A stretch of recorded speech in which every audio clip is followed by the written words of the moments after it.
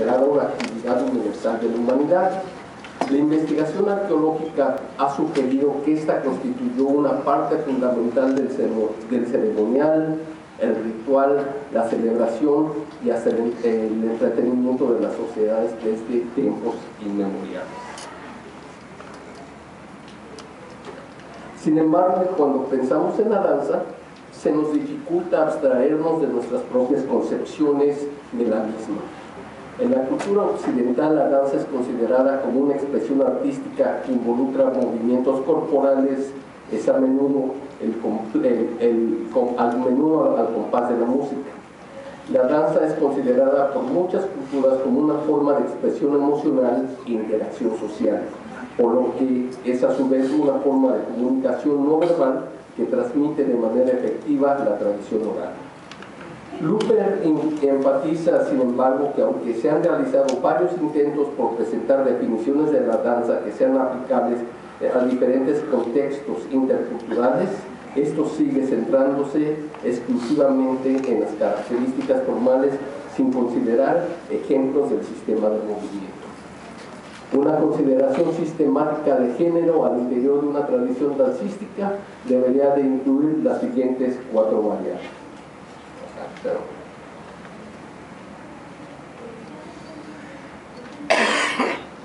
Los recursos y espacios que incluyen los movimientos rítmicos estilizados, la música, los diálogos, los atuendos y accesorios de apoyo, así como los escenarios.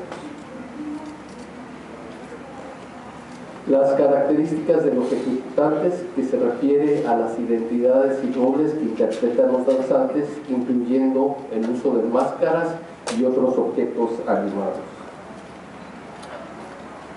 El contenido de la presentación, que tiene que ver con la naturaleza de la coreografía y la narrativa. Y el público, que puede tener diversos roles, como participantes, testigos o inclusive críticos. Los abundantes restos materiales que dejaron los mayas del periodo clásico, tales como vasijas polícromas, esculturas y murales, nos permiten vislumbrar la sofisticación de las danzas que estos ejecutaron. Empero, la naturaleza efímera de la ejecución dancística, cuyas huellas materiales son difíciles de detectar, han influido en que el estudio formal de la danza haya tenido un tratamiento relativamente limitado. Por otra parte, la interpretación epigráfica nos ha revelado la conspicua presencia de la danza, lo que ha permitido que recientemente se hayan reconocido varios géneros de la misma. Peter Matthews fue el primero en que en la década de los 80 notara en los monumentos de Yaxchilán la asociación entre una secuencia jeroglífica con objetos varios. Estos incluyen la estafeta de canasto, el cetro maniquí del dios Ka, la estafeta de ave y la estafeta de banderín, mismas que eran sostenidas por individuos ataviados elaborados usando elaborados ropajes. Posteriormente, Stephen Houston notó que los objetos nombrados en la expresión T516 podrían estar asociados, haciendo referencia a elementos del atuendo, tales como los grandes armazones dorsales de plumas con los que en ocasiones se representaban a los danzantes. A principios de los 90, Nikolai Grube descifra el grifo T516 o como bailar o danzar, lo que representó un importante avance en el estudio de este campo. A partir de la identificación de este grifo, supimos que los gobernantes mayas eran además danzantes consumados y que la otrora estática pose percibida era de hecho la representación de los mismos en el acto dancístico. Al mismo tiempo se identificaron las danzas previamente desconocidas como la de la estafeta de banderín o la del cetro maniquí. Más aún, el descubrimiento de Grube evidenciaba una relación entre la danza y la guerra, eventos dinásticos y visitas reales, aunada a la comunicación supernatural y al sacrificio, lo que indicaba una expansión de este género de espectáculos hacia funciones sociopolíticas, además de las religiosas. La danza entre los mayas del clásico debe entenderse entonces como formas de teatro político cuya función era de mantener el poder real y su prestigio. Se asume que estas representaciones se hayan llevado a cabo en espacios públicos diseñados ex profeso para dichas manifestaciones. Alexander Tocovinini propone la traducción del grifo Charnil como representación pública. Tocovinini argumenta de manera muy convincente que la traducción de este grifo debe de entenderse en el contexto de algo que está siendo observado, lo que implica una puesta en escena ante un público. En otras palabras, la puesta en escena de una danza con la clara implicación que estos eventos eran en efecto ceremonias públicas ejecutadas en la presencia de una amplia audiencia. En la iconografía clásica maya, el marcador universal por excelencia de la danza es una postura en donde el individuo aparece representado con las rodillas apuntando hacia afuera y uno de los talones elevado en un ángulo de 180 grados. Otras posturas comunes muestran al individuo de perfil con un pie firmemente apoyado en el piso, mientras que el otro descansa apoyándose en los dedos o en el talón, o parado de perfil con los pies dirigidos hacia afuera, el torso ligeramente inclinado, un brazo pegado al pecho, mientras que el otro se extiende hacia afuera del torso. Conjuntamente, uno o dos de las muñecas pueden estar dobladas en un ángulo de 90 grados. Adicionalmente, los danzantes aparecen ataviados con cascabeles de concha y adornos en forma de hachuelas colgándoles del cinturón, mismas que proporcionaban acompañamiento rítmico con el movimiento. De igual manera, como ya se mencionó, los armazones dorsales de plumas están estrechamente asociados a la danza. Estos estaban confeccionados de varas de madera ligera en las cuales se insertaban plumas para posteriormente montarse en los cinturones de los danzantes, con lo cual, además de acentuar los movimientos, imprimían un efecto teatral a la ejecución de la danza. A fin de ordenar en categorías analíticas el estudio de los sistemas de movimiento del cuerpo humano, Luper propone la distinción entre pose y gesto. La pose se refiere a la posición física que el cuerpo puede adoptar, tal como estar de pie, sentado o hincado. La pose implica el cese de movimiento de tal suerte que el cuerpo se encuentra en reposo. Por su parte, el gesto hace referencia al movimiento realizado con una parte del cuerpo con la finalidad de expresar significado, emoción o para la transmisión de una instrucción. La diferencia entre estos dos aspectos es muy relevante para el estudio de las imágenes figurativas de la danza antigua maya, ya que conlleva cuestiones de significado en relación a movimientos corporales. A través del análisis del gesto es posible elucidar la identidad y categorías del rol social. Empero, es importante volver a recalcar que cuando estudiamos la danza se tiene que tomar en consideración dos tipos de evidencia: los movimientos de la danza y el significado social de los mismos. Algunos estudiosos han propuesto que la posición del talón levantado no es simplemente una convención artística que representa el acto de la danza, sino que representa un paso de danza en todo su derecho. Esta interpretación ha sido rechazada con el argumento de que esta está basada en una noción infundada del naturalismo del arte maya. Más aún, se afirma que mientras esta pose puede ser útil para el estudio del arte maya, la misma ofrece muy poco acerca de la posibilidad de recrear un solo movimiento a partir de la misma, y mucho menos de la recreación de la secuencia de movimiento que conformaría la coreografía propiamente dicha. El análisis debería limitarse a la consideración de género, significación y función social de la ejecución dancística, argumentan algunos estudiosos como Luper.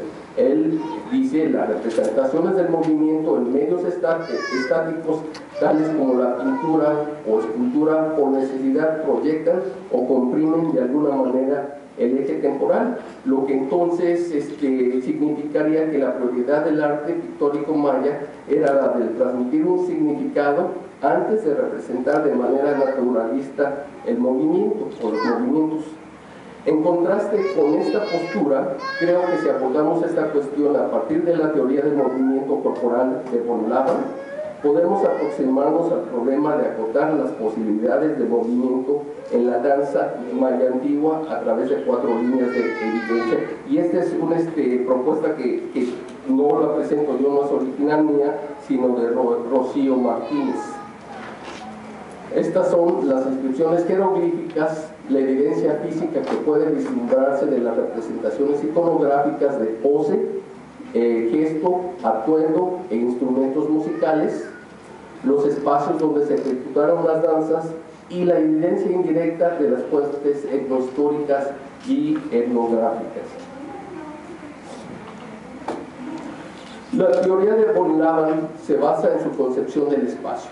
Esta inicia desde el cuerpo del danzante en una posición estática y está limitada por el área de acción normal de las extremidades del mismo cuerpo. Ese espacio se define como quinesfera y representa los límites espaciales en los cuales el cuerpo se desplaza. Los 3 planos de este espacio son vertical, que es de arriba a abajo, horizontal, izquierda a derecha, y oblicuo, adelante y atrás, mismos que corresponden a alto, ancho y profundidad. Con base en lo anterior, von Laban desarrolla una forma geométrica que encapsulará el cuerpo del danzante, el icosaedro. Al interior del icosaedro, el danzante puede moverse, asumir poses y gestos siguiendo los 3 ejes mencionados. De esta manera, la combinación de estas 3 dimensiones nos da como resultado 12 diferentes direcciones.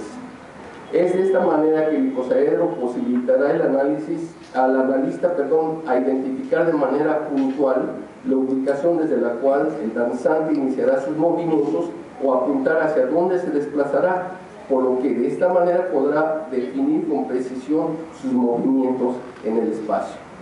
Martínez aplica la metodología de von Laban al estudio sobre las expresiones dancísticas representadas en los murales de Bonampak. Su análisis propone una lectura de la secuencia y lógica de la composición corporal y los movimientos de los danzantes. Considera las distintas poses del grupo y sus atuendos y parafernalia, así como el contexto en el que se ubica. Con la asistencia de un bailarín profesional, y aquí no pude conseguir un bailarín profesional, pero sí un stripper profesional, Martínez intentó recrear las poses y gestos de los antiguos danzantes representados, a fin de corroborar las posibilidades físicas reales de cada uno de estos. Para ello levanta un detallado registro fotográfico de los planos frontales, laterales y posteriores del cuerpo. Además de esta estrategia, se realiza una serie de dibujos esquemáticos de la estructura ósea humana para poder distinguir en las distintas partes del cuerpo las flexiones de las articulaciones y las desviaciones del eje central. De esta forma, Martínez puede identificar las articulaciones específicas necesarias para mantener el equilibrio y determinar que el cuerpo se encontraba en una posición de danza, lo que implica un esfuerzo específico e intencional diferente a de las acciones normales como es el caminar, el sentarse, estar de pie, etc.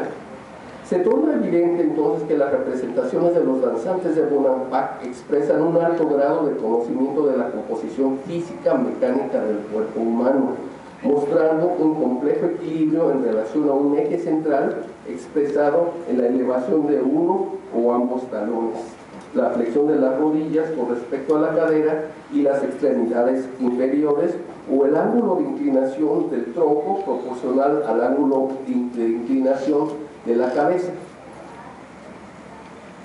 Aquí vemos en esta imagen despojado de su plano y parafernalia el danzante 6 de la cámara 3.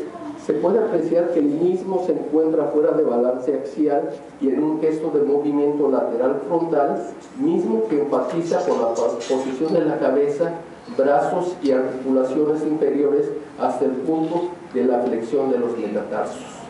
Por ejemplo, del movimiento, no tanto la significación.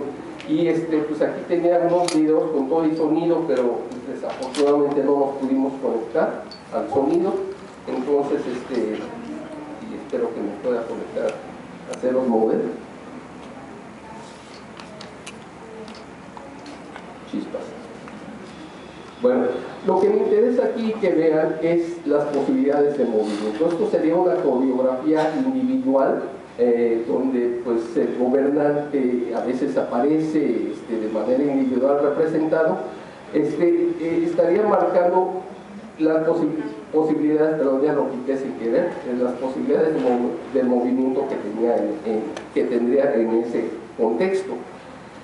En la relación de las cosas de Yucatán, Fray Diego de Landa describió una danza guerrera de la siguiente manera: otro baile en que bailan 800 y más y menos indios con banderas pequeñas con son y paso largo de guerra, entre los cuales no hay uno que salga de compás, y sus bailes son pesados porque todo el día entero no cesan de bailar y allí les llevan de comer y de beber.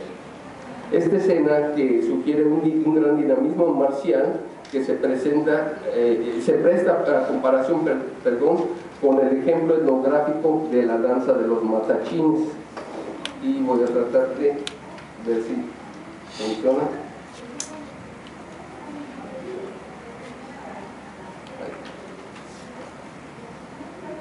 ¿Cómo le hago? No quiero.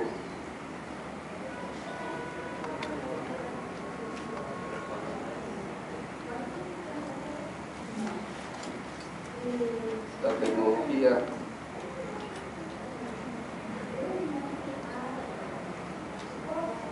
perdón, no sé qué puede ser. Bueno, sí sé, pero no sé cómo hacerlo. ¿Cómo le hago para que salga el video? Ok, va. Bueno, esta escena sugiere gran... bueno, esto ya lo había mencionado. Esta danza es de muy amplia difusión en México, es una danza guerrera, también conocida comúnmente como la danza de la conquista, y los españoles aprovecharon, más bien los frailes aprovecharon la existencia de esta danza de sistemas de creencias, adoptaron la danza prehispánica de la reconquista, la danza prehispánica que existía a la danza de la conquista española de los moros. La danza, como vemos, comienza con los guerreros formados en una sola línea que parten de la iglesia brincando y retozando para posteriormente formar una línea de dobles de pares.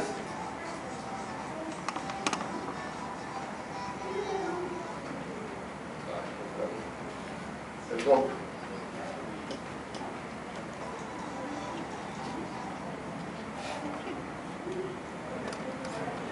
Otra coreografía, la coreografía circular. El Códice Borbónico contiene una representación de la festividad de Tlazochimanco, o nacimiento de las flores. En este mes, las familias realizaban una solemne vigilia y elaboraban dulces para agasajar a sus ancestros, colocándolos en sus tumbas al día siguiente. De igual manera, en este mes, hombres y mujeres de la nobleza bailaban juntos en círculos, tomándose de las manos, siguiendo el ritmo de los músicos y cantando. Y aquí vamos a tratar nuevamente de ver si lo hacemos funcionar.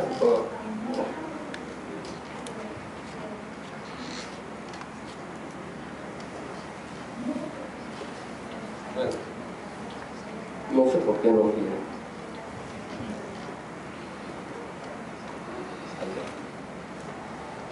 Bien, para comparar esta coreografía circular, utilicé el caso de la danza del Pochó. Este es un ejemplo actual de coreografía. Esta danza simboliza la purificación del hombre y la lucha entre el bien y el mal, concretándose en la muerte del Pochó, una deidad del mal. La danza se ejecuta por tres tipos de personajes: los cocoes, las pochoveras y los jaguares. Los primeros representan al hombre creado con una masa de maíz y que constituyen la afrenta a 8. El Pocó es el personaje más importante de la danza. Le siguen las pochoveras, quienes representan doncellas cuidadoras de las flores y sacerdotisas de Pochó.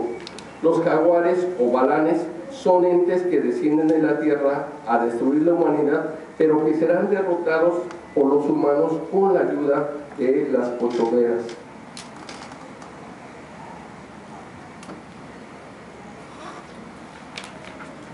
Quiero ahora abordar la danza con una representación pública a fin de arrojar algo de luz en el uso de los espacios en estas representaciones teatrales.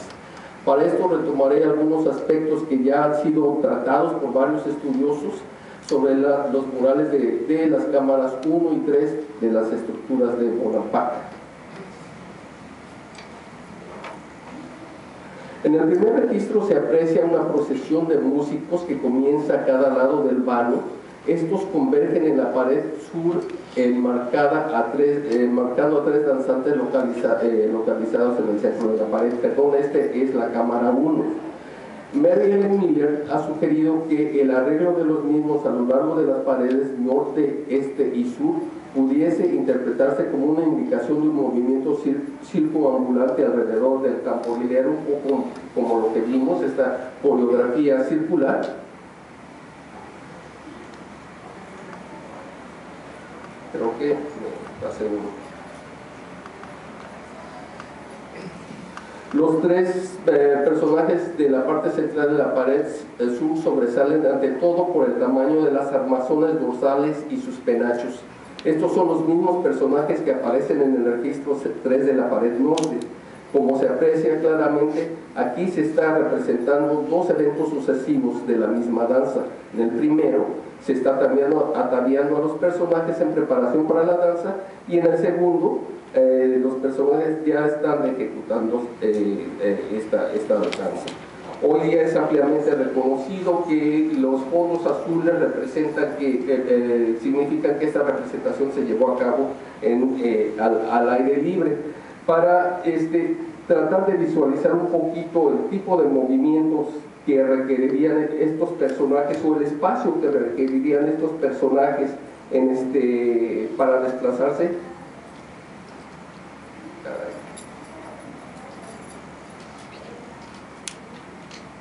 Ahí va. Voy a incluir esta coreografía de la danza azteca de Iztacuautli.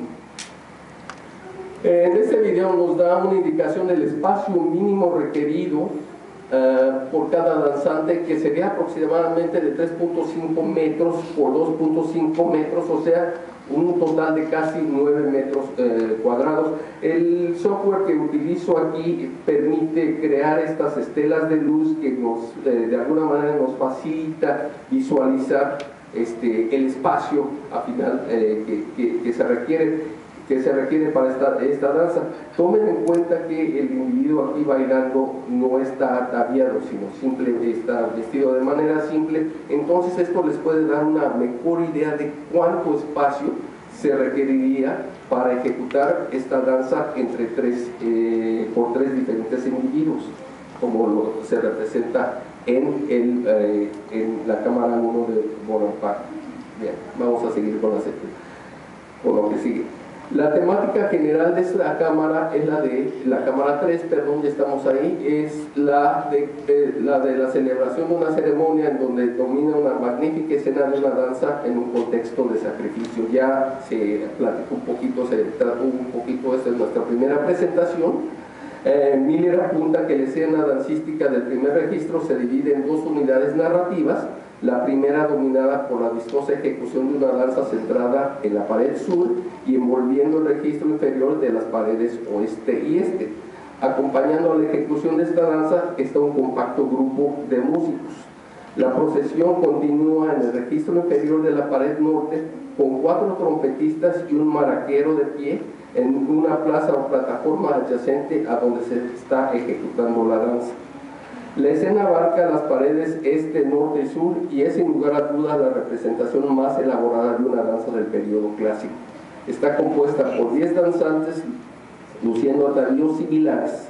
Estos están distribuidos de manera jerárquica con 7 danzantes en la parte inferior de la plataforma y los otros 3 cerca de la cumbre de la misma.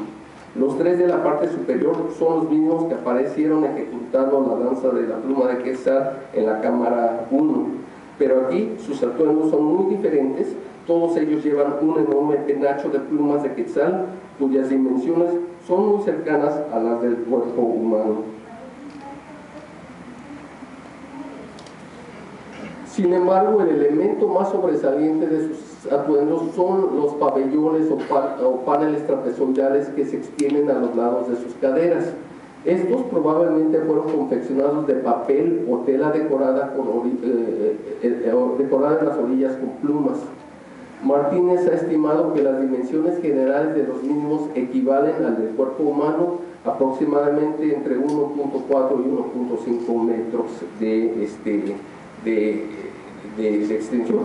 Y bueno, ahora imagínense con este atuendo el espacio necesario que requerirían 7 danzantes en la parte inferior y 7 danzantes en la parte superior. Aquí les tengo, si es que funciona, otro video más o menos para que nos demos cuenta de con estas estelas de luz de los espacios que en un momento determinado se requerirían.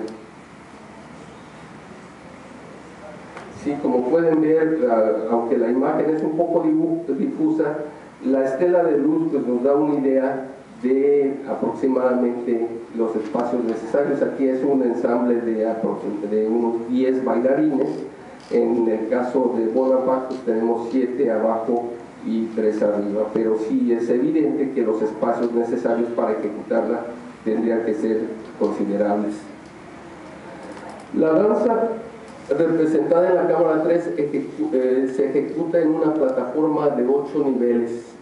Mary Ellen Miller ha sugerido que la danza aquí representada se llevó a cabo enfrente de la estructura 3, ubicada en el descanso principal de la Acrópolis de Bonaparte. Es posible que la utilización de la analogía etnográfica o etnohistórica provoque cierto escozor en algunos especialistas, pero el propósito principal de este trabajo no ha sido el de extrapolar significados, sino el de explorar las ventajas de utilizar un enfoque cinético al estudio de la danza maya del periodo clásico, mediante una aproximación a las posibilidades de movimiento, utilizando como categorías analíticas la pose, el gesto y las características físicas del atuendo. Si contemplamos la posibilidad de la existencia de diversos tropos pan-mesoamericanos que perduraron a lo largo del tiempo, como los que aparecen en la imagen, cabe igualmente la posibilidad de que algunos géneros de danza y sus formas de representación hayan tenido una amplia difusión espacial y temporal en Mesoamérica. Y a manera de ejemplo,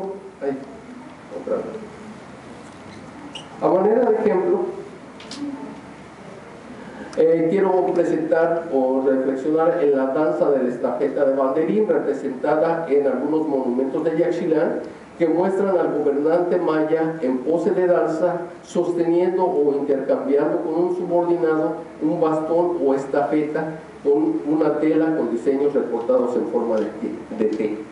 Caroline Tate notó que la fecha en que esta danza se llevaba a cabo era a final de junio, fecha cercana al solsticio de verano y ligada a la canícula. Por su parte, en la meseta central de México, la celebración del Paquetzalistli o alzada de los bailarines incluía cantos y danzas en honor de Huitzilopochtli, una deidad solar, y se realizaba cercano al solsticio de invierno, en una temporada completamente opuesta a la anterior. Durante ese mes se renovaban los banderines, escudos y otras insignias marciales. Y finalmente, bueno, ¿a dónde podemos llegar con esto? ¿Cuál es la relevancia de considerar este trabajo? Recientemente la Universidad Estatal de Ohio ha llevado a cabo estudios interdisciplinarios sobre coreografía contemporánea aplicando los sistemas de información geográfica. Estos se han enfocado en la identificación de las estructuras complejas de interacción en la danza. lo que ha posibilitado la aplicación de esta tecnología nos permitiría en primer lugar identificar y delimitar los espacios arquitectónicos más propicios para la puesta en escena de cada una de estas representaciones e identificar dentro de esos mismos espacios las zonas de mayor intensidad cinética, lo que nos acercaría más aún a una comprensión integral de las antiguas formas dancísticas. Y les voy a poner este último video muy rápido. Es la ejecución de esta coreografía moderna, pero lo que se hace aquí, se va registrando fotográficamente los movimientos, o más bien con película los movimientos de cada uno de los danzantes en una superficie limitada, y estos picos y valles que vemos son puntos de densidad de movimiento. Aquí lo tengo acelerado por cuestiones de tiempo, pero cada una de estas capas que se están presentando aquí representa el movimiento de cada danzante de manera individual, para pues, ver por un lado cómo cada uno se está ejecutando, y al final identificar lo que podríamos llamar como las zonas calientes y las zonas frías en una superficie delimitada donde se podría haber llevado a cabo estas danzas. Y con esto ya me despido, les agradezco su atención. Por supuesto quiero reconocer la investigación que otros colegas han hecho. Esto no es algo que yo hice originalmente, nada más lo estoy compilando, entre los que están Peter Matthews, Nikolai Grube, Alexander Topovinini, Matthew Luper, sobre todo, Mary Ellen Miller, Takeshi Inomata, Stephen T. Houston, Rocío Noemí Martínez y, por supuesto, Justin Kerr. Muchas gracias.